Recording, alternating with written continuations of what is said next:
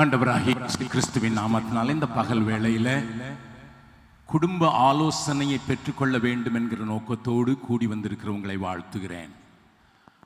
தேவன் குடும்பங்களை குறித்து வைத்திருக்கிற நோக்கத்தை அநேக பிரசங்கங்களில் நீங்கள் கேட்டிருக்கிறதற்கு வாய்ப்பு உண்டு.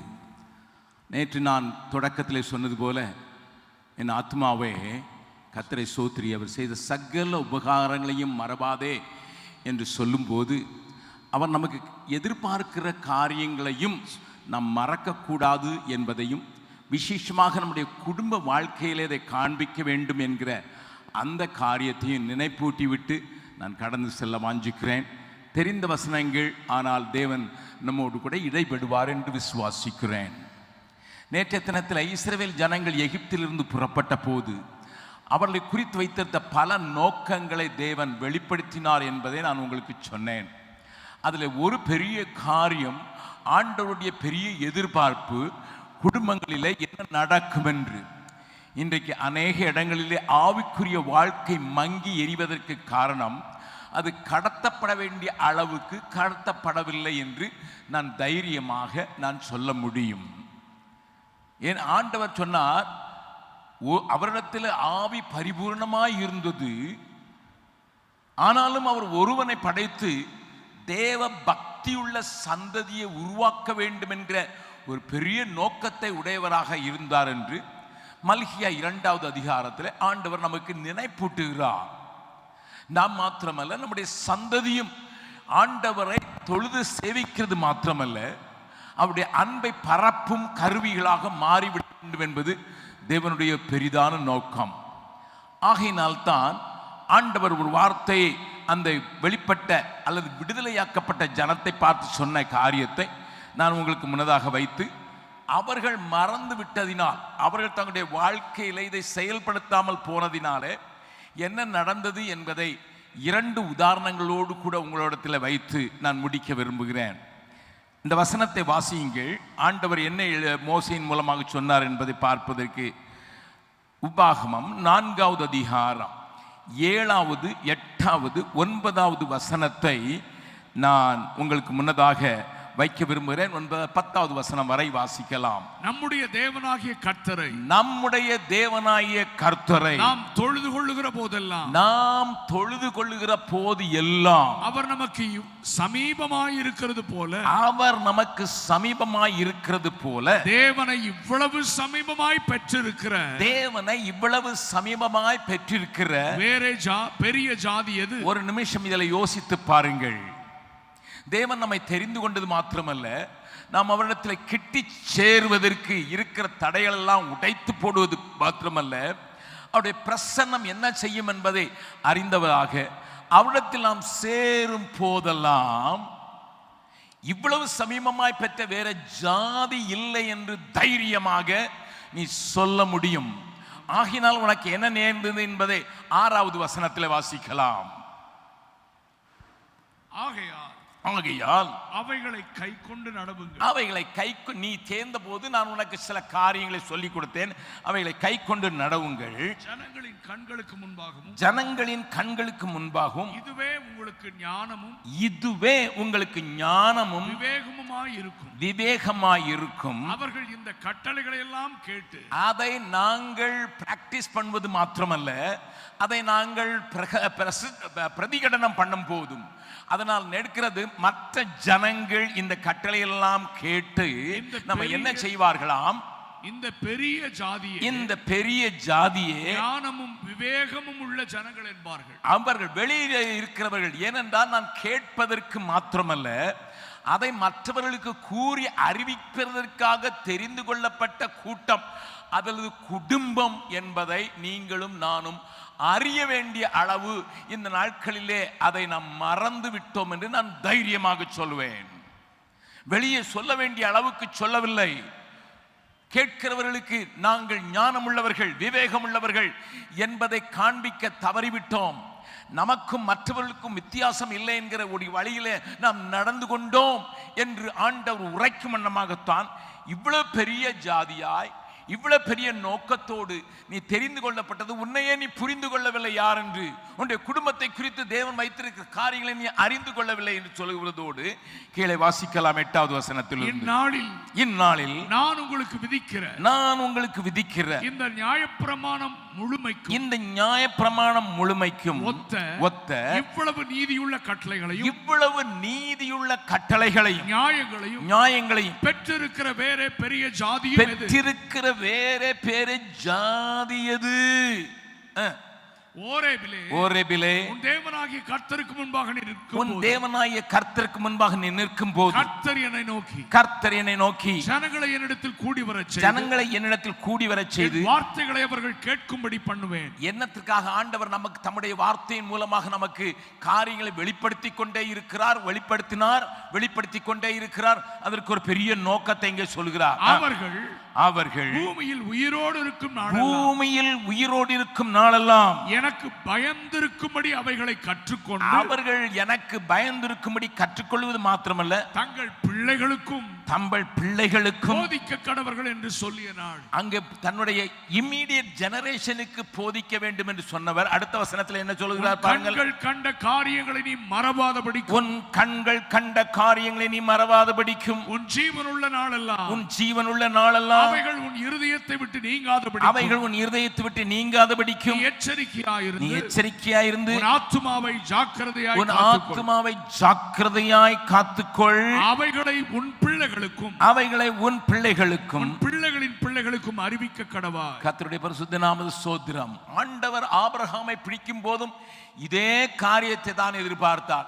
இவன் தனக்கு பின்வரும் சந்ததிக்கும் என்னுடைய காரியங்களை அறிவிப்பான் என்ற ஒரு பெரிய எதிர்பார்ப்போடு கூட தேவன் நிற்பது மாத்திரமல்ல, அதை மோசையின் மூலமாக உன் பிள்ளைகளுக்கும் பிள்ளைகளின் பிள்ளைகளுக்கும் generation after generation it should be passed on. அவைகள் கடத்தப்பட வேண்டும் என்பதிலே கர்த்தர் கரிசனையா இருக்கிறதுனால தான் இன்றைக்கு நாம் மைனாரிட்டி என்று சொல்லிக்கொண்டு நாம் ஒதுங்கி கொண்டிருக்கிறோம். நன்றாய் கவனியுங்கள் அருமையானவர்களே. நம்முடைய இன்றைய கிறிஸ்தவத்தின் நிலைமையை நீங்கள் யோசித்து பார்த்தால், நம்முடைய ஆதி பிதாக்கள் செய்த காரியத்தை, தேவன் சொல்லிக் கொடுத்த காரியத்தை அவர்கள் புரிந்து கொண்டார்களோ புரிந்து கொள்ளவில்லையோ, அங்கே ஒரு பெரிய தவறு நடந்துவிட்டது என்பதை, இஸ்ரவேலிலே ஏற்பட்ட ஒரு இரக்கத்தை நான் உங்களுக்கு அல்லது தாழ்ச்சியை நான் உங்களுக்கு காண்பித்து கொடுத்து நம்முடைய வாழ்க்கையை கொஞ்சம் சோதித்து பார்ப்பதற்காக 2 குடும்பங்களை நான் உங்களுக்கு முன்னதாக வைக்க ஆரம்பிக்கிறேன். கர்த்தர் நம்மோடு கூட பேசுவார் என்று விசுவாசிக்கிறேன். The greatest expectation that every Christian believer, those who are born again, they will transfer the values and the principles and the word of God to their immediate children and children's children too. என்னை கேட்கிற அருமையானவர்களே, ஒரு பெரிய காரியத்திலே நாம் ஆண்டவரிடத்திய எதிர்பார்ப்புக்கு தகுந்தாற்போல் வாழ வேண்டும் என்கிற எதிர்பார்ப்புக்கு நாம் அவரிடத்தில் நெருங்கி வரும்போது, அவரிடத்தில் சமீபமாய் வரும்போது, அவர் நமக்கு அதை போதிக்க வல்லவராய் இருக்கிறார் என்று யோசுவா தன்னுடைய ஓட்டத்தை முடித்த போது அனைத்து இஸ்ரவேல் ஜனங்களையும் கூப்பிட்டு அவர்களுக்கு சொன்ன ஒரு பெரிய காரியம், நானும் என் வீட்டாருமோ என்றால் கர்த்தரையே சேவிப்போம். Can you just think and rationalize your life in the light of the scriptures?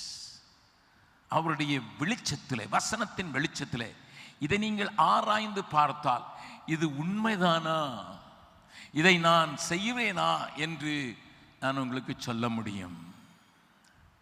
அருமையான தேவனுடைய பிள்ளைகளே, நான் சமீபத்தில் ஒரு சின்ன சம்பவத்தை சொன்னேன், இங்கேயும் சொல்வது நலம் என்று நினைக்கிறேன். ஞாயிற்றுக்கிழமை வேளைகளில் நான் இருக்கும் நாள் மட்டுமல்ல, ஒவ்வொரு நாளும் சாயங்காலத்தில் நாங்கள் குடும்பமாக அங்கே ஊழியத்தில் இருக்கிற எல்லா பிள்ளைகளுமாக அவருடைய பிள்ளைகளும் சேர்ந்து நாங்கள் ஆண்டவரை போற்றி பாடி, பிள்ளைகளுக்கு ஒரு சின்ன சம்பவத்தை அல்லது சில கதையை அவர்களுக்கு நான் சொல்வேன். நான் என்னுடைய ஒரு பொறுப்பு, as a grandfather it is my duty என்று நான் இருக்கிற நாட்களில் சொல்லுவது வழக்கம். சொல்லிவிட்டு அந்த குட்டி பிள்ளைகளிடத்தில் நான் ஒரு கேள்வியும் கேட்பது வழக்கம். ஒரு கேள்வி அல்ல, பல கேள்விகளை அந்த உண்மையை சார்ந்து கேட்பது வழக்கம்.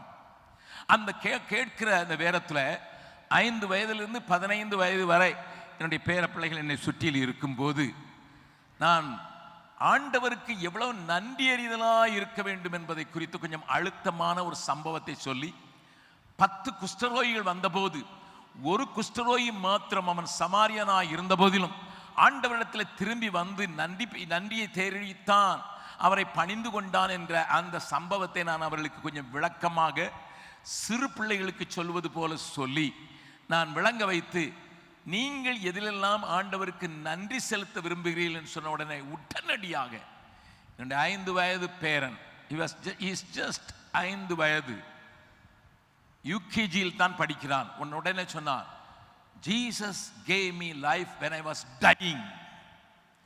நான் மரித்து கொண்டிருந்த போது இயேசு எனக்கு உயிரை தந்தார், அதற்கு நான் கடைசி வரை, he said that, ஆங்கிலத்தில் தான் சொன்னான், I will be so thankful to my Jesus because he gave his life in when I was dying என்று சொன்னான். அருமையானவர்களே, எனக்கு கேட்டு இதயமெல்லாம் நன்றாக குளிர்ந்ததற்கு ஒரே காரணம், சிறு வயதிலே தேவன் நமக்கு ஜீவனை தந்தார் என்று. ஏனென்றால் அவன் பிறந்த போது அவனை உடனடியாக நாங்கள் வாரணாசிக்கு எடுத்து செல்ல வேண்டியிருந்தது. 15 நாட்கள் அந்த ப்ளூ லைட்டில் அவனை கவிழ்த்து தான் போட்டு வைத்திருந்தார்கள். பெற்ற தாய் கிட்ட காட்டவில்லை, என்றால் சிசரியன். பிள்ளை ரொம்ப டேஞ்சராக இருக்கிறது என்று எங்கள் ஆஸ்பத்திரியிலே டாக்டர்கள் சொன்னார்கள். உடனடியாக இதை எடுத்துக்கொண்டு ஸ்பெஷலிஸ்டை காணும்போது 2 மணி நேரத்திலே அவனை ஒரு ஆஸ்பத்திரியிலே அட்மிட் பண்ணி, அங்கே மற்றவர்கள், நான் வெளியே இருந்தேன், மற்றவர்களும் ஜெபித்திருந்தார்கள். ஆனால் பிள்ளை 15 நாட்களுக்கு அவனுடைய முகம் எப்படி இருக்கிறது என்று தாயும் பார்க்கவில்லை, தகப்பனும் பார்க்கவில்லை. கொண்டு போனது தான் தெரியும்.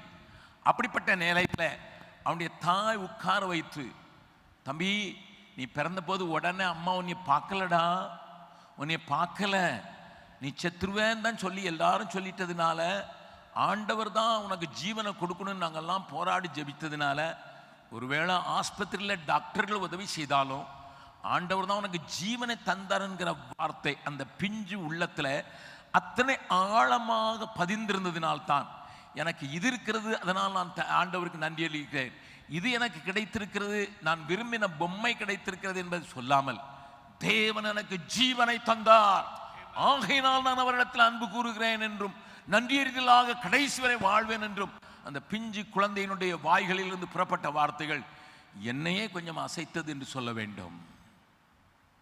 அருமையானவர்களே, what are you transferring to your younger generation around your family? ஆனால் இஸ்ரவேல் ஜனங்கள் அதை செய்யவில்லை என்பதை காண்பிப்பதற்காக 2 குடும்பத்தை நான் உங்களுக்கு முன்னதாக வைக்க விரும்புகிறேன். என்னோடு சேர்ந்து திருப்பிக் கொள்ளுங்கள். செழிப்பான ஒரு திராட்சை குலையை 2 பேர் சுமக்கத்தக்கதான ஒரு பெரிய பாலும் தேனும் ஓடுகிற தேசத்திலே அவர்களை கொண்டு செழிப்பின் மத்தியிலே அவர்களை வைத்த போது, ஆண்டவர் இந்த காரியங்களை செய்யும்படி மறுபடியும் அவர்களுக்கு உணர்த்தின போது, அதை மறந்தவர்களாக எப்படி மாறிவிட்டார்கள் என்பதை உணர்த்துவதற்காக நியாயாதிபதிகளின் புஸ்தகத்தில் இருந்து நான் உங்களுடைய கவனத்தை 17வது அதிகாரத்திற்கு முதலாவது திருப்ப விரும்புகிறேன்.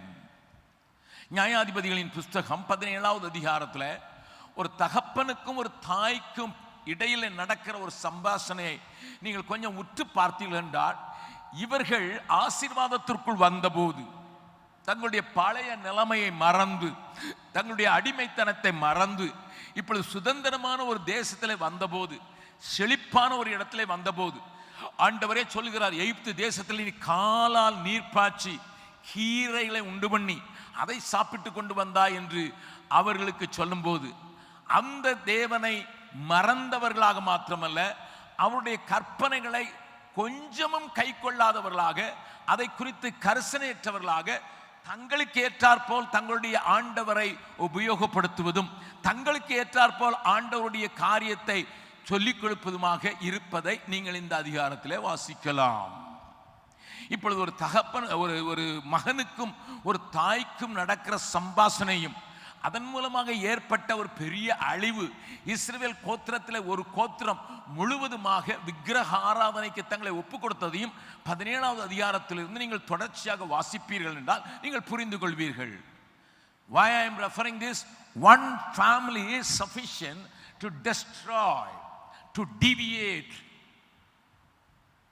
God's ways. தேவனுடைய வழியை அழித்து போடுவதற்கும் தேவனுடைய வழியிலிருந்து திருப்புவதற்கும் ஒரு குடும்பத்துக்கு அத்தனை பெரிய பலம் இருந்தது என்பதை காண்பித்து கொடுப்பதற்காக வேதத்தில் சொல்லப்பட்டு நமக்கு எச்சரிக்கையாய் சொல்லப்பட்டிருக்கிற இந்த வசனத்தை உங்களுக்கு வாசிக்க காண்பிக்க விரும்புகிறேன். நியாயாதிபதிகளின் புஸ்தகம் 17வது அதிகாரம் 1வது 2வது வசனத்தை வாசிக்கலாம். எப்ராயிம் மலை தேசத்தானாகிய மீகா என்னும் பேருள்ள ஒரு மனுஷன் இருந்தான். இது அவர்கள் கானானுக்குள் பிரவேசித்த போது நடந்த காரியத்தை ஆண்டவர் நமக்கு வைத்திருக்கிறார். அவர்களுக்கு தேசம் பங்கிட்டு கொடுக்கப்பட்டது. அந்த தேசத்தில் அங்கே மீகா என்கிற பெயருள்ள ஒரு மனுஷன் இருந்தான். அவன் தன் தாயை நோக்கி உன்னிடத்தில் இருந்த 1100 வெள்ளிக்காசு களவு போயிற்று. அம்மா நீங்க சொன்னீங்கல்ல, நான் சேர்த்து வைத்திருந்தேன் 100 வெள்ளிக்காசு சேர்த்து வைத்திருந்தேன், அது களவு போயிட்டு என்று சொன்னபோது அதை குறித்து நீ என் காதுகள் கேட்க நீ சாபமிட்டாயே. இந்த சம்பவத்தை கொஞ்சம் பாருங்கள். என்ன அம்மா அந்த நடந்தது? சபிக்கிறதற்கு தேவன் அவர்களுக்கு அதிகாரம் கொடுக்கவே இல்லை. மாறாக இந்த தாய் போய் சேர்ந்த கானான் தேசத்தினுடைய முறையை கற்றுக்கொண்டு என்னுடைய பணத்தை திருடினவனுக்கு உடல் நலம் கெட்டு போவதாக, வயிற்றுப்போக்கு உண்டாவதாக என்றெல்லாம் அவள் சபிக்கிறதை மகன்தான் எடுத்திருப்பான் என்று அவள் சந்தேகப்பட்டதினாலே, மகன்தான் எடுத்திருக்கிறதற்கு வாய்ப்புண்டு என்று அவன் சந்தேகப்பட்டதினாலே அங்கே ஒரு காரியத்தை அவள் சாபமிட்டாயே என்று அவனுக்கு போகும்போதும் வரும்போதும் அவளுடைய வார்த்தைகள் சாப வார்த்தைகளாக இருக்கிறது. அவனை தொந்தரவு பண்ணுகிறது. எங்கே கற்றுக்கொண்டாள்? இதை எங்கே கற்றுக்கொண்டாள்? இவள் செய்த காரியம் 2 தவறான காரியங்கள். ஒன்று, தன்னுடைய ஆண்டவர் தன்னுடைய விரல்களினாலேயே எழுதி கொடுத்த அந்த 10 கட்டளைகளை கூட இவள் தன் பிள்ளைக்கு சொல்லிக் கொடுக்கவில்லை. களவு செய்யாதிருப்பாயாக என்று ஆண்டவர் சொல்லி இருந்தார். ஆனால் இவளோ களவு செய்வது தப்பு என்கிற காரியத்தை கூட தன்னுடைய பிள்ளைகளுக்கு கடத்தி விடாததினால் மாத்திரமல்ல, அவள் சொல்லுகிற இன்னொரு காரியத்தை நீங்கள் பாருங்கள். அவளுக்கே தெரியாது கற்பனைகள். கானான் தேசத்தின் செழிப்பு ஆண்டவர் கைகளினால் எழுதி கொடுக்கப்பட்ட கற்பனைகளை கூட கண்களுக்கு மறைத்து விட்டது என்று நான் சொல்லுவேன். அதனால தான் அந்த காணிக்கை பாட்டிலே தம்பி அழகாக பாடின ஒரு வார்த்தையை நான் உங்களுக்கு ஞாபகப்படுத்தினேன். ஆதி அன்பெல்லாம் வாழ்வில் குறைந்தே ஆடம்பரம் நிறைந்தே,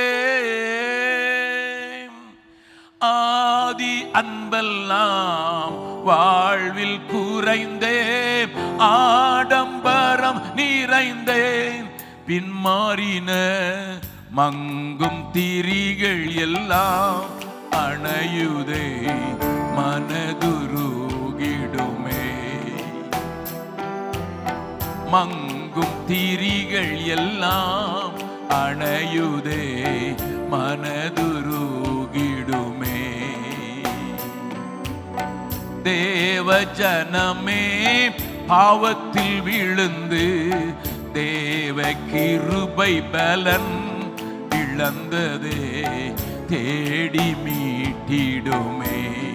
என் இயேசுவே தேடி மீட்டிடுமே. ஆண்டவரிடத்திலே வனாந்திரத்திலே நடந்தபோது அவர்கள் காண்பித்த அன்பை கூட மறந்துவிட்டு தேவன் கைகளினாலே எழுதி கொடுத்து விட்ட கற்பனையும் தன்னுடைய பிள்ளைகளுக்கு கற்றுக் கொடுக்க வேண்டிய விதமாய் கற்றுக் கொடுக்காமல் போன தேசத்திலிருந்து புறஜாதியார் புறதேசத்தார் பேசின அதே லாங்குவேஜை பேச ஆரம்பித்து அவள் சாபமிட்டு கொண்டிருக்கிறாள். Not only she forgot to teach the child, but also became a heathen. தான் சொல்லிக் கொடுக்க வேண்டியவளை சொல்லிக் கொடுக்காது மாத்திரமல்ல, அவளுடைய காரியங்கள், அவருடைய சிந்தனைகள், அவருடைய வாயின் பேச்சு அனைத்தும் போய் சேர்ந்த தேசத்தில் இருந்த பிரதேசத்தாருடைய பிற மதத்தாருடைய காரியமாகவே மாறிவிட்ட பொல்லாத காரம். கொஞ்சம் யோசித்து பார்ப்போம். How is your language? How is our communication?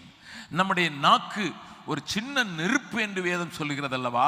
அந்த நெருப்பை நாம் எப்படி உபயோகப்படுத்துகிறோம்? நெருப்பு நமக்கு சமைப்பதற்கும் காரியங்களை செய்வதற்கும் தேவைதான். ஆனால் அந்த நெருப்பை ஒரு காட்டையை கொளுத்தி விடுவது போல நம்முடைய குடும்பங்களில் உறவுகளை கெடுத்து, அண்டை வீட்டாரோடு கூட இருக்கிற காரியங்களை கெடுத்து, நம்முடைய சபைகளில் அந்த வார்த்தைகளினாலே நாம் அநேகருடைய வாழ்க்கையை நாம் மாற்றி இருக்கிற ஒரு பெரிய பொல்லாத காலத்தில் இருக்கிறோம். உங்கள் வாயின் வார்த்தைகளை கொஞ்சம் யோசித்து பாருங்கள். நீங்கள் பேசுக, இவன் அம்மா நீங்க சாபம் விட்டுக்கிட்டே தான் இருந்தீங்க நான் போகும்போதும் வரும்போது என்று அவனை கூப்பிட்டு சொல்லவில்லை. ஆனாலும் அவன் சொல்லுகிறான், நீ பேசிக்கொண்டிருந்தாயே அதனுடைய காதுகளில் விழுந்தது. சபைகளில் பேசப்படுகிற வார்த்தை, நம்முடைய சாப்பாட்டு மேசையில பேசப்படுகிற வார்த்தை, நம்முடைய சங்கங்களில் பேசப்படுகிற வார்த்தை வரும் தலைமுறையினை எத்தனையாய் பாழடிக்கிறது என்பதை கொஞ்சம் யோசிக்கும்படியான நேரத்தில் வந்திருக்கிறோம். நான் நேற்று சொன்னது போல இந்த நாட்களில் ஆண்டவருக்கு ஸ்தோத்திரம் செலுத்தும் போது நம்மை ஆராய வேண்டிய அவசியத்தை நான் உங்களுக்கு கூடவே சொன்னேன். என்னுடைய வாயின் வார்த்தைகள் வருங்கால சந்ததியை எத்தனையாய் பாழடிக்கிறது என்பதை நீங்கள் அறிந்து கொண்டால் நலமாயிருக்கும். அருமையானவர்களே, go out and hear what others are saying about you. உங்களை குறித்து வெளியே இருக்கிறவர்கள் என்ன பேசிக்கொள்கிறார்கள் என்பதை கொஞ்சம் வெளியே போய் காது கொடுத்து கேட்கும்படியாக நான் உங்களை கேட்கிறேன். என்ன சொல்லுகிறார்கள்? இவங்க நம்மளோட மோசமானவங்க, இவங்க வாயில என்ன வார்த்தை வேணாலும் வரும், இவங்க எதுனாலும் செய்வாங்க. அதற்கு காரணம் என்ன? இதற்கு காரணம் என்ன? அங்கே ஓசியாவில் ஆண்டவர் புலம்புகிறார். அந்த வார்த்தையை வாசிக்கலாம். ஓசியாவின் புஸ்தகத்தில் ஆண்டவர் சொல்கிற அந்த 17வது அதிகாரத்தில் கையை வைத்துக் கொள்ளுங்கள். நம்ம அதற்கு மறுபடி வருகிறோம். ஆனால் அதற்கு முன்னதாக ஓசியா புஸ்தகத்தில் தேவனுடைய அங்கலாய்ப்பின் சத்தத்தை 8வது அதிகாரம், ஓசியாவின் 8வது அதிகாரத்தில் ஆண்டவர் நமக்கு சொல்கிறதை பார்த்து ஒரு நேரத்தில் ஆண்டவர் நமக்கு உணர்த்துவிப்பாரானால் நாம் செய்ய வேண்டிய காரியங்களை ஆண்டவர் நமக்கு சொல்லிக் கொடுப்பாராக. வாசிக்கலாம். ஓசியா 8வது அதிகாரம், ஓசியா 8வது அதிகாரம் 12வது வசனத்தை வாசிக்கலாம். என் வேதத்தின் மகத்துவங்களை அவர்களுக்கு எழுதி கொடுத்தேன், அவைகளை அந்நிய காரியமாக எண்ணினார்கள். என் வேதத்தின் மகத்துவங்களை அவர்களுக்கு எழுதி கொடுத்தேன், ஆனால் அவர்கள் அதை அந்நிய காரியமாக எண்ணினார்கள். ஆகையினால் தான் ஆண்டவர் மிகுந்த எரிச்சலோடு கூட, he is a zealous God, அவர் எரிச்சலுள்ள தேவன் என்றும் ஆண்டவர் நமக்கு சொல்லுகிறார். அன்பின் ஆண்டவர் தான், ஆனால் எரிச்சலுள்ள தேவன் என்றும் ஆண்டவர் நமக்கு சொல்லுகிறார். அதில் சொல்லும் போது 4வது அதிகாரத்தின் 6வது வசனத்திலே பின்பகுதி 6வது வசனத்தை வாசிக்கலாம். என் ஜனங்கள் அறிவில்லாமையினால் சங்காரமாகிறார்கள். ஜனங்கள் அறிவில்லாமையினால் சங்காரமாகிறார்கள். நீ அறிவை வெறுத்தாய். ஆகையால் நான் என் ஆசாரியனாய் இராதபடிக்கு, ஆகையால் நீ என் ஆசாரியனாய் இராதபடிக்கு நானும் உன்னை வெறுத்து விடுவேன். நீ உன் தேவனுடைய வேதத்தை மறந்தாய். ஆகையால் நானும் உன் பிள்ளைகளை மறந்து விடுவேன். எத்தனை குடும்பங்களில் இன்றைக்கு திருமண உறவுகளின் முறிவு உண்டாயிருக்கிறது என்பது நாகர்கோவில் பட்டணம் விசேஷமாக கிறிஸ்தவ வட்டாரங்களை உண்டு என்பது நீங்கள் அறிவீர்களா? ஒவ்வொரு நாளுக்கும் இந்தியாவில் மாத்திரம் 1500 பேர் டைவோர்ஸுக்கு கோர்ட்டுக்கு போகிறார்கள் என்று ஒரு சுப்ரீம் கோர்ட் ஜட்ஜ் ஒரு காரியத்தை சமீபத்தில் சொன்னார். 1500 divorce cases every day, every working day என்று அவர் சொன்னார். எத்தனை பரிதாபமாய் குடும்பங்கள் கெடுக்கப்பட்டு கீழழிவிற்கு காரணம் என்ன? உன் பிள்ளைகளை நான் மறந்து விட்டேன் என்று ஆண்டவர் சொன்னார். நான் எழுதி கொடுத்தேனப்பா, நீ அதை அந்நிய காரியமாகவே நினைத்து விட்டாயே. ஆகையினால் தான் ஓசியாவினுடைய கடைசி அதிகாரத்தில் ஆண்டவர் என்ன சொல்கிறார் பாருங்கள். 14வது அதிகாரத்தின் 1வது 2வது வசனத்தை வாசிக்கலாம். இஸ்ரவேலே, தேவனாகிய கர்த்தரிடத்தில் திரும்பு. உன் தேவனாகிய கர்த்தரிடத்தில் திரும்பு. உன் அக்கிரமத்தினால் விழுந்தாய். வார்த்தைகளை கொண்டு கர்த்தரிடத்தில் திரும்புங்கள். வார்த்தைகளை கொண்டு கர்த்தரிடத்தில் திரும்புங்கள், அவரை நோக்கி தேவரீர் எல்லா கிரமத்தையும் நீக்கி எங்களை தயவாய் அங்கீகரித்தருளும். அப்பொழுது நாங்கள் எங்கள் உதடுகளின் காளைகளை செலுத்துவோம். கர்த்தருடைய பரிசுத்த நாமத்துக்கு ஸ்தோத்திரம். Come back to the Bible, back to the Bible, back to the Bible என்று ஆண்டவர் தன்னுடைய வேதம் முழுவதும் ஒரு காரியத்தை சொல்லிக் கொடுக்கிறார். ஆனால் இந்த தாய் செய்ததை கொஞ்சம் பாருங்கள். தன் பிள்ளைக்கு வேதத்தை போதித்திருக்க வேண்டிய இந்த தாய் தீமோத்தேயை குறித்து ஆண்டவருடைய வார்த்தை சொல்கிறது, உன்னுடைய பாட்டியாகிய லூயிசாளுக்குள்ளும் உன்னுடைய தாயாய ஐனையா கொள்ளும்.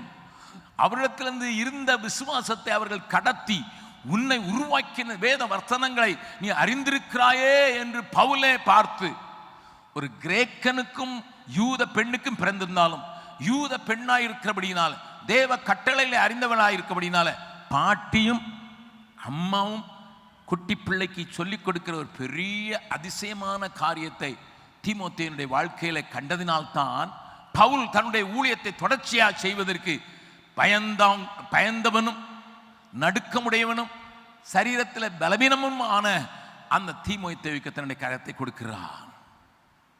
இந்த கால வேளையில் how much you have transferred the values and the principles and the word of God to your coming generation and generation after generation.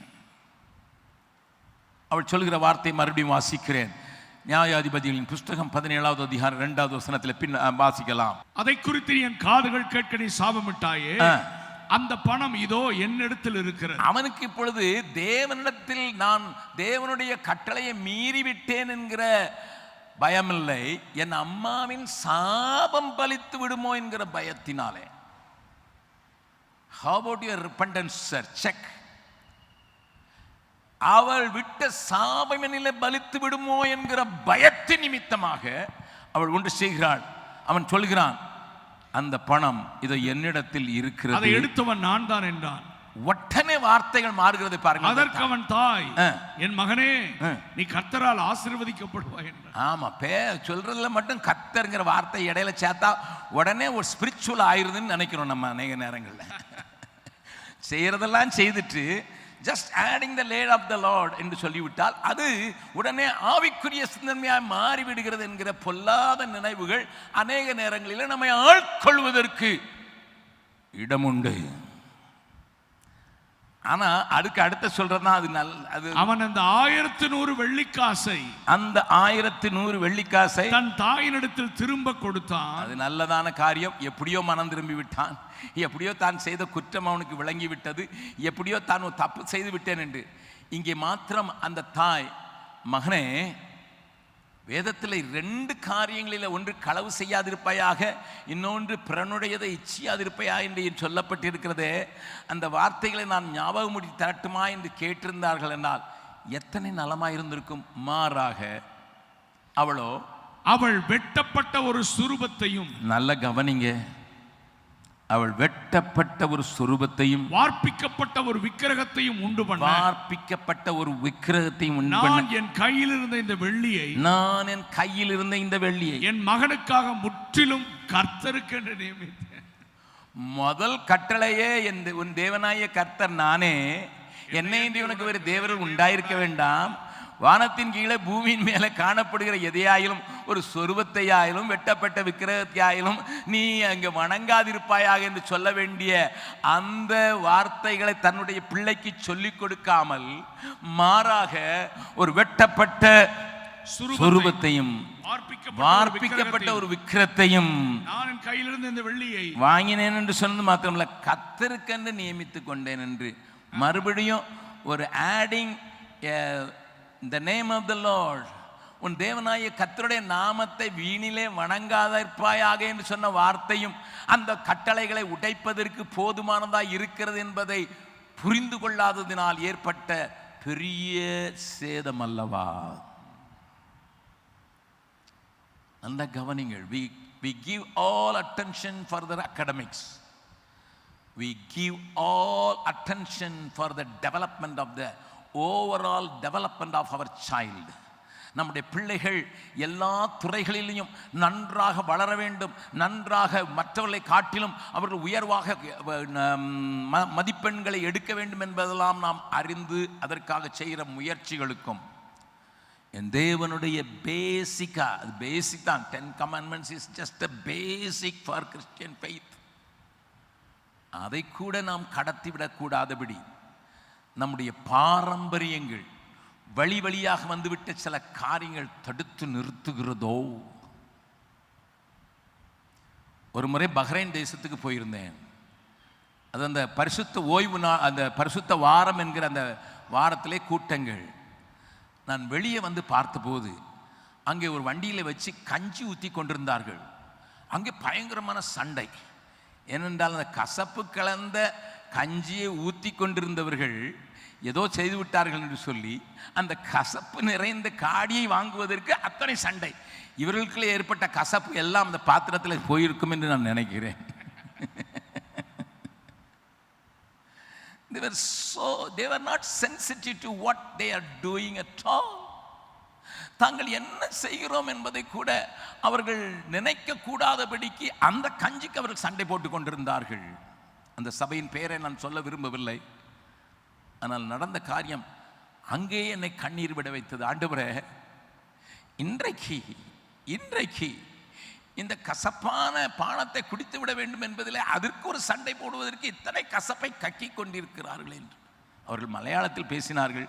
எனக்கு பாதிதான் விளங்கிற்று, ஆனாலும் விளங்கிற்று. எத்தனையான அபத்தமான காரியங்களை நாம் கையாழ்ந்து அவைகள் தேவன் எழுதி கொடுத்த வார்த்தைகளை விட்டு விலக்க வச்சு தேவனுடைய காரியத்திலிருந்து நம்மை தள்ளி வைத்து விட்டிருக்கு என்பதை நீங்களும் நானும் அநேக வேளைகளிலே நமக்கு நடக்கிற சம்பிரதாயங்கள், சடங்குகள் மற்ற அனைத்திலையும் நாம் வெளிப்படுத்தி கொண்டிருக்கிறோம் என்பதை யோசித்து பார்த்து ஆண்டவர் சொன்ன, என் வார்த்தைக்கு திரும்புங்களப்பா, அப்பொழுது நான் உங்களை சுத்திகரித்து உங்களுக்கு உங்களுடைய லீபனோனை போல நான் செழிக்க பண்ணுவேன் என்று அந்த 14வது அதிகாரத்தில் ஓசியாவில் சொல்கிற அந்த காரியம் நடக்கும் என்பதில் ஒரு சந்தேகமும் இல்லை. அதோடு கூட மாத்திரமல்ல, அங்கே பாருங்க அவருடைய ஆக்ஷன். முதல்ல நான் சொன்னேன் கம்யூனிகேஷன். அவருடைய கம்யூனிகேஷன் குடும்பத்தில் அநேக காரியங்களுக்கு காரணம் என்ன, இடையிலே வருகிற போராட்டங்களுக்கு காரணம் என்ன, சபையிலே வருகிற காரியங்களுக்கு காரணம் என்ன, நம்முடைய கம்யூனிகேஷன் சரியாக இல்லாததினால் உண்டாகிற ஒரு பெரிய வேதனை. அதை தொடர்ந்து அவருடைய ஆக்ஷனை பாருங்கள். நான் கர்த்தருக்காக அதை முற்றிலும் கர்த்தருக்காக நியமித்திருந்தேன் சொல்லி தொடர்ந்து வாசிக்கலாம். இப்பொழுதும் இதை உனக்கு திரும்ப கொடுக்கிறேன். திரும்ப கொடுக்கிறேன். எத்தனை காசு எடுத்தது? அவன் 1100 வெள்ளி காசு. ஆனா திரும்ப முற்றிலுமாக கர்த்தருக்கு நேர்ந்ததுல எத்தனை கொடுத்தாங்க? அவன் அந்த வெள்ளியை தன் தாய்க்கு திரும்ப கொடுத்தான். அப்பொழுது அவன் தாய் 200 வெள்ளி காசை எடுத்து, அவளே நான் பொய் சொல்கிறேனடா என்று காண்பிப்பதற்காக அவளே நான் சொன்னதெல்லாம் சொன்னேன் முழுசும் நேர்ந்து விட்டேன்னு சொன்னேன். ஆனால் நான் முழுசும் கொடுக்க முடியாதுப்பா, 200 வெள்ளி காசு தான் கொடுப்பேன் என்று சொல்லி ஆக்ஷனில், செயல்பாட்டில் மாறுபாடு. இந்த கால வேளையில் ஒரு மாய்மாலமான கிறிஸ்தவத்துக்கு நம்மை ஒப்பு கொடுத்திருக்கிறோமா? வெளிப்படையான ஒரு காரியம், உள்ளான ஒரு காரியமாக நம்முடைய வாழ்க்கை இரண்டாம் கட்டதாக இருக்குமானால் தேவன் நம்மோடு கூட பேச விரும்புகிறார். இந்த குடும்ப கூடுகையில் ஆண்டவர் தன்னுடைய ஜனத்தை குறித்து வைத்திருந்த இவர்களை எனக்கு ஆசாரிய ராஜ்யமாகவும் பரிசுத்த ஜாதியாகவும் விளங்குவார் என்கிற பெரிய நோக்கத்தோடு தானே எகிப்திலிருந்து விடுதலை ஆக்கினார். அதனால் அந்த நோக்கம் மறக்கப்பட்டது மாத்திரமல்ல, அந்த நோக்கத்தை நிறைவேற்றுவதற்கு தேவன் ஒத்தாசையாய் கொடுத்த வசனங்கள் மறக்கப்பட்டு அவைகளிலிருந்து விலகி ஓடுவதற்கு ஜனத்தை உந்தி தொள்ளுகிற ஒரு காரியத்தை அவனுக்குள்ளே விதைக்கிறார். 200 வெள்ளி காசை அவன் கொடுத்து ஒரு வெட்டப்பட்ட சொரூபத்தையும் வார்ப்பிக்கப்பட்ட விக்கிரகத்தையும் வெளியில இருக்கிற பிசாசை வீட்டுக்குள் கொண்டு வந்து விட்டார்கள். என்ன கேட்கிற அருமையானவர்களே, அநேக நேரங்களில் நமக்கு வசனங்கள் தெளிவாக தெரியாததினால் மறுஜாதியார் என்ன செய்கிறார்களோ அதற்கு கர்த்தர் என்கிற பெயரை மாற்றம் மூலம் மாசம் பூசிவிட்டு நம்முடைய குடும்பத்தில் வரவழைத்ததினால் நம்முடைய குடும்பங்களில் அநேகம் சிதறப்பட்டு சீரழிந்து சமாதான குறைச்சலிலே ஈடுபட்டு சண்டை சச்சரவில் அண்ணன் தம்பியோ அல்லது மற்றவர்களும் நம்மை பார்த்து பேசக்கூடாத அளவுக்கு நம்மை தள்ளி விடுவதற்கிற ஒரு பெரிய ஆபத்தை உணர்ந்தவர்களாக இன்றைக்கு காலையில் ஒரு பெரிய தீர்மானம் நம்முடைய வாழ்க்கையில் எழுதப்பட வேண்டும். அது என்ன? We will have a Bible centered life. வேதத்தை மையமாக கொண்ட ஒரு வாழ்க்கையை நானும் என் குடும்பத்தாரும் வைத்து நான் திருமணங்களை நடத்தி வைக்கும்போது இரண்டாவது பகுதியாக நாங்கள் நடத்துகிற திருமணத்தில் தென்னிந்திய முறைப்படி ஒரு தாலியை போடுவதில்லை அல்லது வெளிநாட்டு முறைப்படி ஒரு மோதிரத்தை மாற்றுவதில்லை. மாறாக கையிலே அவர்கள் நேசிக்கிற வேதத்தை நான் நேசிக்கிறேன் என்று சொல்லி ஒருவரோடு ஒருவர் பகிர்ந்து கொள்ளும்படியாக நான் கொடுப்பது வழக்கம். அப்படி சொல்லும்போது நான் அவளுக்கு எப்பொழுதும் சொல்லேன், வாழ்க்கையிலே நமக்குள் போராட்டம் வரும்போது தேவன் எழுதி கொடுத்த இந்த வசனத்தில் இருக்கிற வெளிச்சத்தில் நம்முடைய காரியங்களை தீர்த்து கொள்வோம் என்று நீங்கள் ஒருவரோடு ஒருவர் உடன்படிக்கை பண்ணுங்கள் என்று நான் அவர்களை அந்த உடன்படிக்கைக்கு உட்படுத்துவது நான் நடத்துகிற திருமணங்களிலே நான் செய்கிற காரியம். ஏன்? we have difference of opinion. குடும்பத்தில் கணவன் மனைவி வேறு வேறு பேக்ரவுண்ட்லேருந்து வந்ததினால், வேறு வேறு பின்னணியில் வந்ததினால், வேறு வேறு சூழ்நிலையில் வளர்க்கப்பட்டதினால் நம்முடைய நினைவுகள் நம்முடைய எண்ணங்கள் வித்தியாசமாக இருப்பதற்கு ஏராளமான வாய்ப்புகள் உண்டு. நம்முடைய கல்வியும் அதற்கேற்றாற்போல் வித்தியாசமாக இருக்குமானால் இன்னமும் வாய்ப்பு உண்டு. ஆனால் நம்மை அந்த பிரச்சனைகளிலிருந்து தீர்வு காண்பதற்கு வழி நடத்துவது இந்த சத்திய வேதத்தின் வெளிச்சமே. காலை வேளையில் just check, is your family built around and upon? built around and upon ஏனென்றால் கண்மலைகளின் மேலே கட்டப்பட்ட வீடு எத்தனை புயல் வந்தாலும், எத்தனை வெள்ளம் வந்தாலும், எத்தனை மழை பெய்தாலும் அது நிலைத்து நின்றது என்று ஆண்டவர் சொன்ன அந்த வார்த்தையிலே என் குடும்பம் கட்டப்பட்டிருக்குமானால், என் குடும்பத்தினர் எல்லாரும் காரியங்களை வேதத்தின் வெளிச்சத்தில் தீர்வு காண்பதற்கு உட்கார்ந்து பேசுவதற்கு, அது சபையிலே உண்டாகிற காரியமாயிருக்கலாம், வீட்டிலே குடும்பத்தில் உண்டாகிற காரியமாயிருக்கலாம், அப்படி ஒப்பு கொடுக்குமானால் நம்ம ஒரு நல்ல மாதிரியான குடும்பமாக மாறி போவது மிகவும் மிகவும் மிகவும் எளிது. நான் கிறிஸ்துவை அறியாமல் வாழ்ந்த காலத்தில்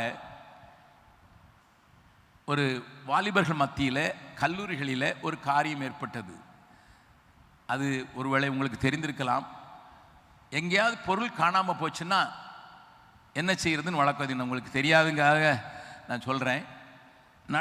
பைபிள் நடுவில் ஒரு கத்திரிக்கோலை வச்சு நல்லா சுற்றி கட்டி 2 பேரும் ஒரு பக்கம் ஒரு கையை பிடிச்சி அந்த பைபிள் இடத்துல கேட்போம். ஒவ்வொருத்தர் பேராக சொல்லுவோம், யாரெல்லாம் சந்தேகப்படுறோமோ அவங்க பேரை. ஒரு பேரை கேட்டோன்னா சுற்றும். அது எப்படி சுற்றுன்னு எனக்கு தெரியாது. எனக்கு அந்த நாட்களில் ஆண்டவருடைய குறித்த அறிவும் இல்லை, தெளிவும் இல்லை, வசனத்தின் வெளிச்சமும் இல்லை. ஆகையினால பக்கத்தில் எல்லாரும் செய்கிறாள் என்று சொல்லி அதை செய்வது வழக்கம். அதை செய்யும்போது ஒரு நாள் விளையாட்டாக என்னுடைய தங்கைமார் இருந்தார்கள், என்னுடைய குடும்பத்தினர் சிலர் இருந்தார்கள். கேட்டுக்கொண்டிருக்கும்போது அந்த பைபிள் சுற்றினது மாத்திரமல்ல, ஒருத்தர் கன்னத்தில் வந்து டமால்னு போட்டது. அப்போ தான் எங்களுக்கு புத்தி வந்துச்சு. ஏன்னா அவருடைய பொருள் தான் காணாமல் போச்சுது. அது எப்படி நடந்ததுன்னால என்கிட்ட கேட்காதீங்க. அது ஒரு விளையாட்டாக நாங்கள் செய்தது. அது அந்த சுற்றி வந்து டம்முன்னுட்டு ஒருத்தர் கண்ணத்தில் அன்னையிலேருந்து நாங்கள் விட்டுட்டோம். ஐயோ இது ஆபத்தில் போய் முடிஞ்சிடும் போலன்னு. அது என்ன ஆவி என்றெல்லாம் என்னிடத்தில் கேட்காதீர்கள், எனக்கு விளங்காத நாட்கள். கற்றுக்கொண்டது எங்கே? மற்றவர்களிடத்தில்.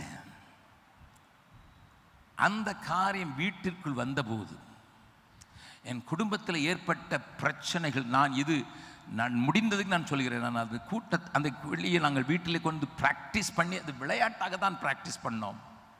நான் அதனால் வந்த வினை 3 மாதங்கள் என்னுடைய வீட்டில் சமாதானம் என்கிற வார்த்தை இல்லாத அளவுக்கு ஒரு பெரிய குழப்பம், தேவையில்லாதவைக்கெல்லாம் குழப்பம். ஒரு நாள் இரவு ஜெபத்தில் தான், ஒருவேளை ஆண்டவருக்குள் நாங்கள் தெளிவாக இல்லை என்றாலும் எல்லாரும் ஓ என்று அழுதோம். 3 மாதங்கள் கழித்து தேவ சமூகத்தில், ஆண்டவரே உம்முடைய சத்திய வேதம் எங்களுக்கு கையில் எழுதி கொடுக்கப்பட்டிருக்கிறதை பார்க்காமல் புறஜாதியார் செய்து வைத்ததை எங்களுடைய குடும்பத்தில் கொண்டு வந்து நாங்கள் அதை இப்படி பாழ்நிமிட்டபடியினால் இப்படி மாறிவிட்டதே என்று சொல்லி நாங்கள் அந்த இடத்துல தேவனிடத்தில் முழு குடும்பமாக குட்டி பிள்ளை முதல் கடைசி வரை எல்லாரும் அழுது ஜெபிக்க கர்த்தர் எங்களை வழிநடத்தினார். அதற்கு பின்புதான் எங்கள் குடும்பத்தில் சமாதானம் வந்தது. அன்றைக்குத்தான் என்னுடைய வாழ்க்கையில் ஒரு பெரிய காரியத்தை நான் கற்றுக்கொண்டேன். ஒருவேளை ஆண்டவருக்கு பூரணமாக ஒப்பு கொடுக்காதவனாக ஒரு ஊழியம் செய்யாதவனாகத்தான் இருந்தாலும் அதில் ஒரு பெரிய காரியத்திற்கு என்னை ஒப்பு கொடுக்க கர்த்தர் உதவி செய்தார். ஆண்டவரே, என் வாழ்க்கையில் ஏற்படுகிற பிரச்சனைகளுக்கு தீர்வு காண்பதற்கெல்லாம் நம்முடைய வேத வசனத்திற்குள்ளேயே ஓடி வருவேன் என்கிற அன்றைக்கு ஆண்டவரை அறியாத நாட்களில் நான் அதனால்தான் பின்னைய நாட்களில் நான் ஒரு பாடல் எழுதினேன். இந்த குட்டி பிள்ளைகள் பாடியிருக்கிறார்கள். அந்த பாடலை நான் உங்களுக்கு பாட, வேதமே என் வெளிச்சமே வழிகாட்டியும் அதுவே இரவும் பகலும் தியானிப்பேன் இடறினேன் என்றமே என்கிற பாடலை அன்றைக்கு வித்து விழுந்தது. பின்னதாக நான் ஊழியத்திலே வந்தபோது வேத வசனத்தின் முக்கியத்தை புரிந்து கொண்டவனாக, வேதத்தை எழுதி கொடுத்திருக்கார், தேவன் தம்முடைய மகத்துவங்களை எனக்கு எழுதி கொடுத்திருக்கிறார் என்கிற காரியத்தை புரிந்து கொண்டதால் நான் எழுதின பாடல், வேதமே எந்தன் வெளிச்சமே வழிகாட்டியும் அதுவே இரவும் பகலும் தியானிப்பேன் இடரிடன் என்றென்றுமே. வேதமே எந்தன் வெளிச்சமே வழிகாட்டியும் அதுவே இரவும் பகலும் தியானிப்பேன் இடரிடன் என்றென்றுமே. வாலிபன் எதினால் தன் வழியை தினமும் சுத்தம் செய்வான். வாலிபன் எதினால் தன் வழியை நிதமும் சுத்தம் செய்வான். வசனத்தின்படி தன்னை காப்பதினால் இடரிடான் என்றென்றுமே. வசனத்தின்படி தன்னை காப்பதினால் இடரிடான் என்றென்றுமே. வேதமே எந்தன் வெளிச்சமே வழிகாட்டியும் அதுவே இரவும் பகலும் தியானிப்பேன் இடரிடன் என்றென்றுமே. இந்த அதிகாரத்தையும் அடுத்த 18வது அதிகாரத்தை நீங்கள் வாசித்து பார்ப்பீர்கள் என்றால், அவன் வீட்டிலேயே ஒரு சுவாமிக்கு ஒரு வீட்டை உண்டு பண்ணுவேன் என்று சொல்லி தன் குமாரரில் ஒருவனை அந்த விக்கிரகத்துக்காக பிரதிஷ்டையும் பண்ணிவிட்டான். Can you just see? It is passed on to the third generation. அம்மா சரியா இல்லாதனால, அம்மா வசனத்தின்படி வாழ்க்கையை அமைக்காதனால, அம்மா வசனத்தை பிள்ளைகளுக்கு சொல்லிக் கொடுக்கிறது மாத்திரமல்ல வாழ்ந்து காட்டாததுனால, அம்மா அனைத்து கட்டளைகளையும் உடைத்து போட்டதுனால பிள்ளைக்கு வந்தது. பிள்ளை தன்னுடைய குமாரன் ஒருவனை அதற்கு பிரதிஷ்டையும் பண்ணி அந்த வெட்டப்பட்ட விக்கிரகத்திற்கு அவனை ஆசாரியனாக்கினான் என்கிற ஒரு பொல்லாத வசனம் கானானுக்குள் பிரவேசித்து வாழ ஆரம்பித்து செழிப்பை கண்டு ருசித்து கொண்டிருக்கிற ஒரு குடும்பத்திற்குள் நுழைந்ததை தேவன் நமக்கு எழுதி வைத்திருக்கிறார். நான் கஷ்டப்படும் போது தேவனை தேடினேன். கஷ்டங்கள் என் ஆண்டவர் எனக்கு கருணை வைத்து இரக்கம் காட்டி நீக்கின போதோ என்னுடைய வாழ்க்கையில் இருக்கிற வேதம் முதலாவது எடுக்கப்படும், பின்பு ஜெபம் எடுக்கப்படும், பின்பு ஆண்டவரே எடுக்கப்பட்டு விடுவார். அப்படிப்பட்ட பொல்லாத நிலைக்கு வந்த அந்த நாட்களை தான் ஆண்டவர் நமக்கு எச்சரிப்பு உண்டாக எழுதி வைத்திருக்கிறார். கூடவே இன்னொரு காரியத்தையும் சொல்லுகிறேன் பாருங்கள். அங்கே இந்த அதிகாரத்தில் வாசிக்கும் போது 11வது வசனத்தை அந்த 10வது வசனத்தில் வாசிக்கலாம். அப்பொழுது மீகா நீ என்னிடத்தில் இரு. இப்பொழுது ஒரு லேவியனை கண்டுபிடித்தார்கள். ஏனென்றால் ஆண்டவருடைய நியமத்தின்படி லேவியன் தான் ஆசாரியனாக இருக்க வேண்டும் என்கிற அந்த காரியம் எங்கேயோ ஒரு பக்கத்தில் தூக்கி கொண்டிருக்கிறது. அவனை கண்டுபிடித்து நீ என்னிடத்தில் இரு, எனக்கு தகப்பனும் ஆசாரியனுமாய் இருப்பாய். நான் உனக்கு வருஷத்திலே 10 வெள்ளிக்காசையும் மாற்று வஸ்திரத்தையும் உனக்கு வேண்டிய ஆகாரத்தையும் கொடுப்பேன் என்று அவனிடத்தில் சொன்னான். அப்படியே லேவியன் உள்ளே போனான். இந்த லேவியனை குறித்து நீங்கள் என்ன நினைக்கிறீர்கள் என்று எனக்கு தெரியாது. என்னிடத்தில் சிங்கப்பூர் போயிருந்த போது எனக்கு நெருங்கிய நண்பர் ஒருவர் அங்கே பிஸ்னஸ் செய்து கொண்டுதான் இப்பொழுது நியூயார்க்கில் இருக்கிறார். தமிழ்நாட்டை சேர்ந்தவர், கன்னியாகுமரி ஜில்லாவை சேர்ந்தவர்.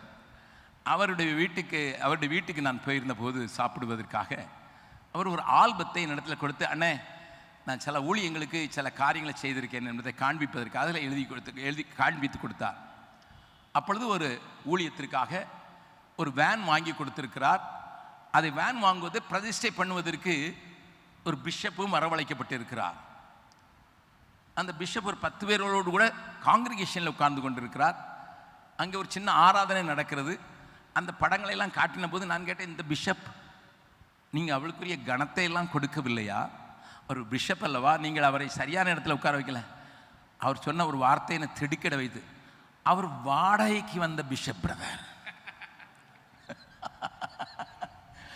எனக்கு அப்பந்தான் தெரிஞ்சது பிஷப் கூட வாடகை கிடைப்பாருன்னுட்டு.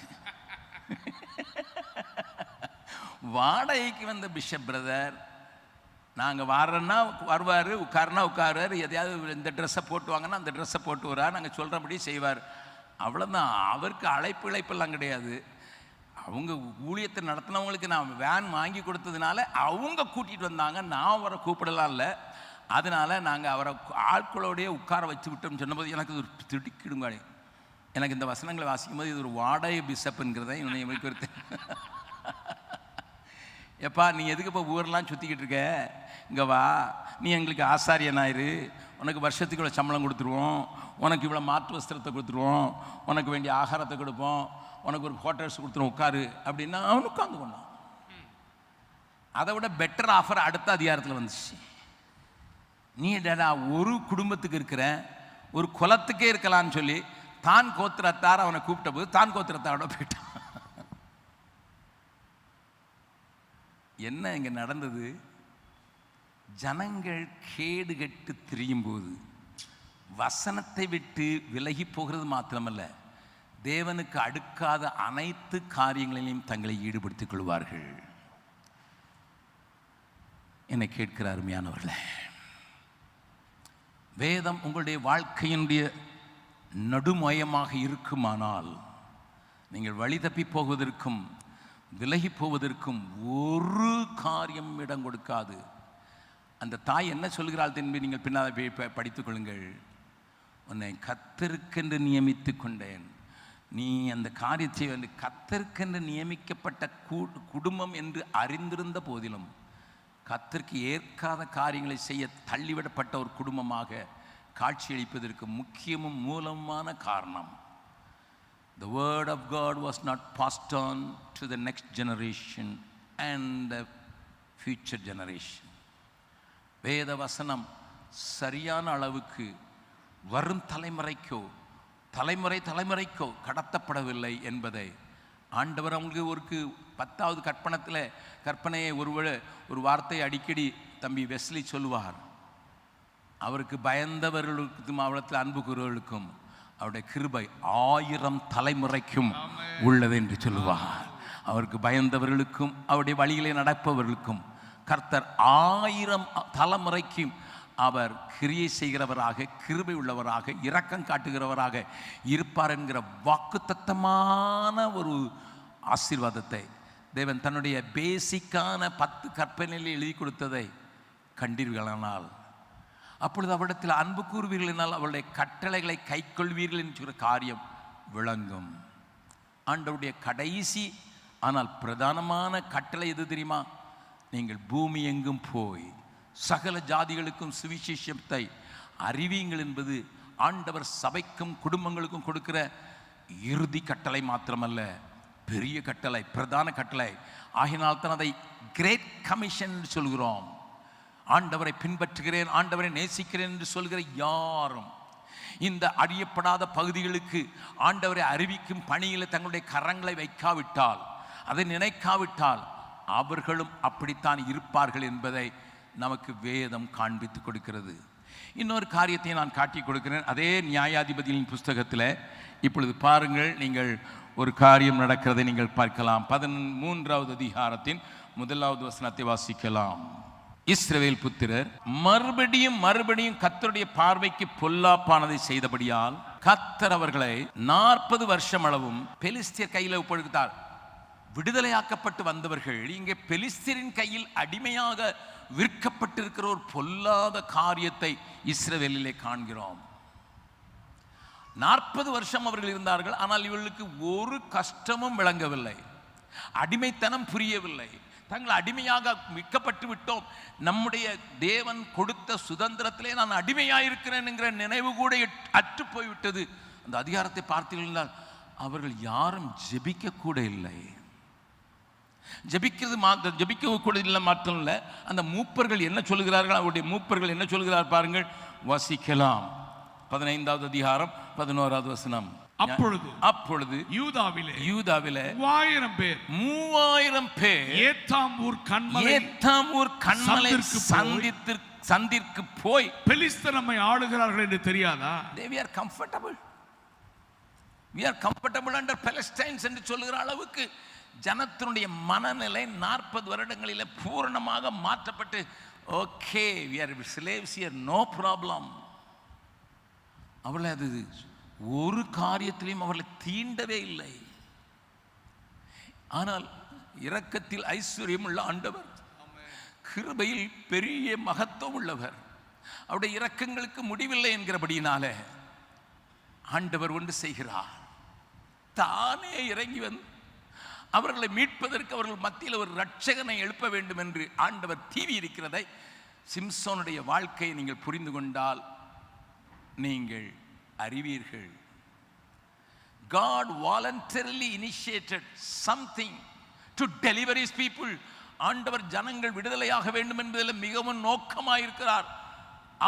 அவர்கள் விடுதலையோடு கூட தாங்கள் சுதந்திரிக்க வந்த தேசத்தில் விடுதலையோடு கூட வாழ வேண்டும் என்று. ஆனால் இவர்கள் அடிமைத்தனத்துக்கு போன பின்னும், அடிமைத்தனம் தங்களுக்கு கொடுக்கப்பட்டிருக்கிறது என்பதை அறியாத நிலையிலே வாழ்கிறதை நீங்கள் பாருங்கள். பட் எங்கேயும் ஆண்டவர் தேடி வந்தது through a family. பிள்ளை இல்லாத மனோவாவின் மனைவியிடத்திலே வந்து தான் இந்த தேசத்திலே கிரியை செய்ய விரும்புகிறேன் என்பதை சொல்லும் வண்ணமாக இந்த தேவ தூதனானவர் வந்து அவளிடத்தில் சொல்லுகிற காரியத்தில் பூரணமான காரியங்களை சொல்லிக் கொடுக்கிறாள். இது நமக்கு தெரிந்த காரியங்கள் தான். ஒரு காரியத்தை நான் கொஞ்சம் அழுத்தமாக சொல்ல விரும்புகிறேன். தேவன் என்ன சொல்லுகிறார் தெரியுமா? நீ 3வது வசனத்திலிருந்து வாசிக்கலாம். 13வது அதிகாரம், நியாயாதிபதிகள் 13வது அதிகாரம் 3வது வசனத்திலிருந்து. கர்த்தருடைய தூதனானவர் அந்த ஸ்திரீக்கு தரிசனமாகி அவளை நோக்கி, இதோ பிள்ளை பெறக்கூடாமல் இருக்கிற மலடியான நீ கற்பந்தரித்து, yes you are going to get a very exciting news, okay, ஆதலால் நீ திராட்சரசமும் மதுபானமும் குடியாதபடிக்கும் தீட்டானது ஒன்றும் புசியாதபடிக்கும் எச்சரிக்கையாய். ஏனையா வயிற்றில் இருக்கிற பிள்ளை கூட தீட்டுப்பட்டு விடுபா நீ புசிக்கிற ஆகாரத்தினால. எஸ், நான் விலக்கினதை நீ புரிசால் அது உன்னை தீட்டுப்படுத்தி விடும் என்று ஆண்டவர் அங்கே காண்பிக்கிறார். நீ கற்பந்தரித்து ஒரு குமாரனை பெறுவாய். This is the pattern I want him to be. This is the way he must exhibit himself. தன்னை வெளிப்படுத்துவதற்கு தன்னை பிரிக்கப்பட்டவன் இவன் நசரேயன், இவன் ஆண்டவருக்கென்று தனியாக பிரிக்கப்பட்டிருக்கிறான். அவனுடைய பார்க்கும்போது ஜனங்களுக்கு விளங்க வேண்டும் என்பதற்காக சவரன் கத்தி அவனுடைய தலையின் மேல படலாகாது என்று சொல்லிவிட்டது மாத்திரமல்ல, பிள்ளை பிறந்தது முதல் தேவனுக்கென்று நசரேயனாயிருப்பான். அவன் இஸ்ரவேலை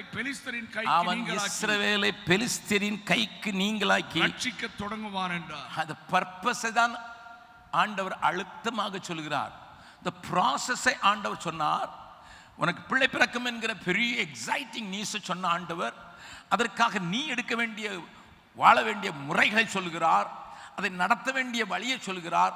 ஆனால் எல்லாவற்றையும் காட்டிலும் ஆண்டவருடைய வெரி பர்பஸ், ஒரு பெரிய நோக்கம், பெலிஸ்தரின் கைக்கு உன் பிள்ளை ஜனத்தை நீங்களாக்கி விடுவிப்பான்.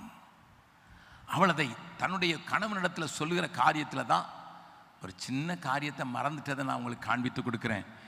அவர் அவள் தன்னுடைய புருஷனிடத்தில் வந்திருக்கு சொல்கிறாள்.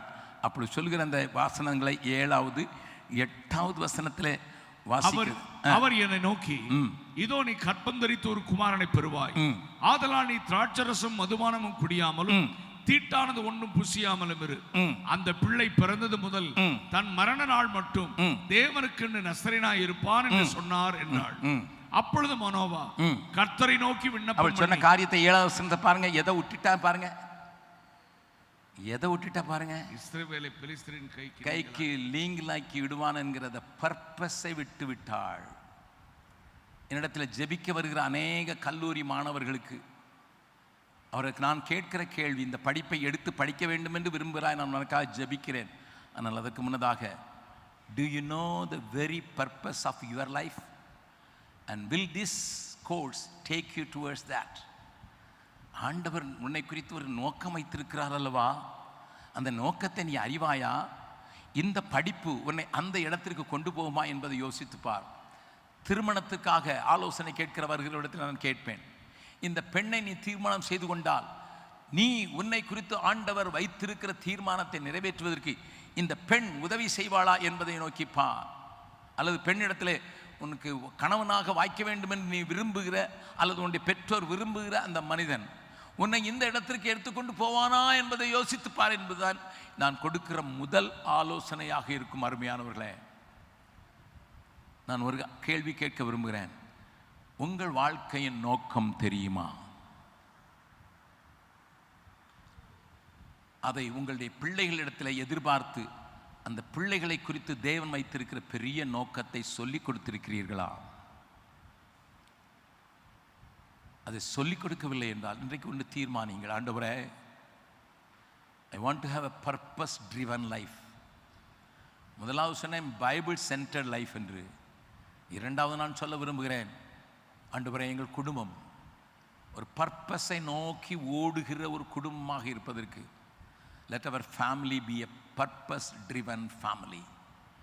அந்த நோக்கத்தை நிறைவேற்றுவதற்கு நேராக நாங்கள் பிரயாணம் பண்ணுவது. அதற்கு முன்னதாக எத்தனை தடைகள் வந்தாலும் சரி, எந்த காரியங்கள் நேரிட்டாலும் எங்களை குறித்து வைத்திருக்கிற தேவ தீர்மானத்தை நிறைவேற்றுவதற்கு கூடாதபடி, அதை எங்களை தடுக்காதபடி நாங்கள் காத்துக்கொள்வோம் என்று சொல்கிற இந்த 2 காரியத்துக்கும் உங்களை ஒப்பு கொடுத்து பாருங்கள். சிம்சோன் தன்னுடைய வாழ்க்கை முழுவதும் தன்னுடைய காரியத்தில் மாத்திரம் கவனமுடையவனாய் இருந்தான் என்பதற்கும், மற்றவர்களோடு கூட இசைந்து அவன் அந்த பெலிஸ்தரை எதிர்க்க வேண்டும் என்கிற எண்ணமே அவனுக்குள் வராமல் இருந்ததற்கும், தேவன் அதற்காகத்தான் இந்த அபிஷேகத்தை தந்திருக்கிறார் என்கிறது நிறையாமல் வெறும் எக்ஸிபிஷனுக்காகவே தனக்கு கொடுக்கப்பட்டிருக்க கிருபைகள் உபயோகப்படும் என்றும் தீர்மானித்ததற்கு பெரிய காரணம், இந்த மனைவி தனக்கு கிடைத்த முக்கிய செய்தியில் முக்கியமும் மூலமான ஆண்டவருடைய நோக்கத்தை நீ நிறைவேற்ற வேண்டும் என்கிற அந்த விதையை அந்த பிள்ளைக்குள் போக மறுத்துவிட்டார். பவுல் இதை குறித்து தான் சொல்லும் போது சொல்லுகிறார், நம்ம எல்லாரும் அடிக்கடி உபயோகப்படுத்துகிற வசனம் இதுதான் என்றாலும், ரோமர் 8வது அதிகாரம் 27வது 28வது வசனத்தை மறுபடியும் வாசிக்கலாம். ஆவியானவர் தேவனுடைய சித்தத்தின்படியே பரிசுத்தவான்களுக்காக வேண்டுதல் செய்கிறபடியால் இருதயங்களை ஆராய்ந்து பார்க்கிறவர் ஆவியின் சிந்தை இன்னதென்று அறிவார். அன்றியும் அவருடைய தீர்மானத்தின்படி அழைக்கப்பட்டவர்களாய், according to the purpose of God, அவருடைய தீர்மானத்தின்படி அழைக்கப்பட்டவர்களாய், தேவனிடத்தில் அன்பு கூறுகிறவர்களுக்கு சகலமும் நன்மைக்கு ஏதுவாக நடக்கிறது என்று அறிந்திருக்கிறோம். வாழ்க்கையில் நடக்கிற எல்லாம் சின்னதும் பெரிதுமான அனைத்து காரியங்களும் நன்மைக்கு ஏதுவாக மாறி போக வாய்ப்பு உண்டு. இந்த வாழ்க்கையில் நன்மைக்கு ஏதுவான காரியங்கள் நடக்க வேண்டுமெனா உங்கள் பிள்ளைகளுடைய இருதயத்தில் இதை போடுங்கள். உன்னை தேவன் தெரிந்து கொண்டிருக்கிறார், இந்த நோக்கத்தை நிறைவேற்ற அதை நீ அறிந்து கொள்ள வேண்டும், அதை நீ போதிக்க வேண்டும், நீ அதை பிராக்டிஸ் பண்ண வேண்டும், நீ அதற்காக வாழ வேண்டும் என்று உங்கள் பிள்ளைகளிடத்தில் கடத்தி பாருங்கள். நான் உங்களுக்கு சொல்கிறேன், உங்கள் குடும்பத்தில் நேரிட அனைத்தும், உங்கள் வாழ்க்கையில் ஏற்படுகிற அனைத்தும் அவருடைய நாமத்துக்கு மகிமைக்காக மாத்திரமல்ல, எல்லாம் நன்மைக்காகவே நேரும். கர்த்தர் உங்களோடு கூட இடைவிடுவார் என்று விசுவாசிக்கிறேன். 2 important things I leave behind. ஆண்டவரே, எங்கள் குடும்பம் வசனத்தை சுற்றி கட்டப்பட்டு வசனத்தின் மேல் கட்டப்பட்ட குடும்பமாக இருப்பதற்கு நானும் என் வீட்டாரும் எங்களை ஒப்புக் கொடுக்கிறோம்.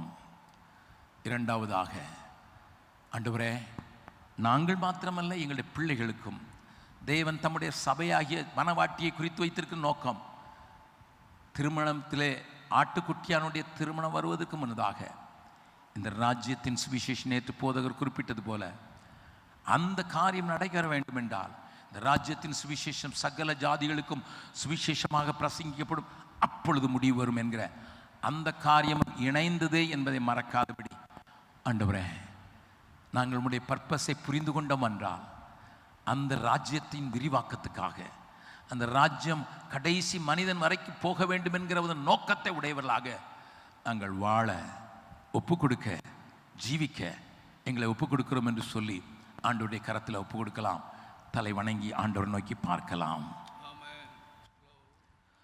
நானும் என் வீட்டாரும் உம்மையே நேசிப்போம், உமக்காய் ஓடுவோம், உந்த நாமம் சொல்லுவோம். நானும் என் வீட்டாரும் உம்மையே நேசிப்போம், உமக்காய் ஓடுவோம், உந்த நாமம் சொல்லுவோம். கைவிடா தெய்வமே, கருணையின் சிகரமே, மெய்யான தீபமே, என் வாழ்வின் பாக்கியமே. கைவிடா தெய்வமே, கருணையின் சிகரமே, மெய்யான தீபமே, என் வாழ்வின் பாக்கியமே. முழங்கால் படியிட்டு முழுவதும் தருகிறே, நான் முழங்கால் படியிட்டு முழுவதும் தருகிறே. நானும் என் வீட்டாரும் உம்மையே நேசிப்போம், உமக்காய் ஓடுவோம், உந்த நாமம் சொல்லுவோம்.